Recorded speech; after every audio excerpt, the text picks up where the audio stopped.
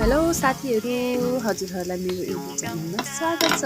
आज चाहिँ अनि मैले चाहिँ पास्ता खाने निर्णय गरेँ। पास्ता हाम्रो लागि चाहिँ अलि स्पाइसी नै बनाउँछ। त्यो चाहिँ बच्चाहरू भइसकेपछि आफूले खाएको जस्तो खानेकुरा दिन पनि नमिल्ने, त्यही भएर बच्चाहरूको लागि पास्ता बनाइदिएँ। त्यसमा काजु बदाम ओखरलाई मिक्स गरेर को लागि चाहिँ छोपेर राखिदिएँ।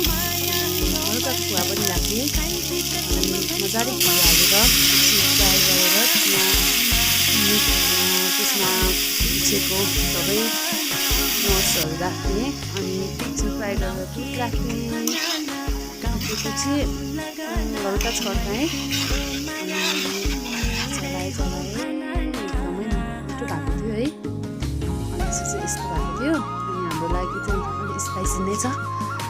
बच्चाहरूलाई यस्तो स्पाइसी त दिनु भएन। हाम्रो पनि एकदम मिठो मिठो थियो, बच्चाहरूको पनि मिठै थियो। मजाले खायो बच्चाहरू पनि। अनि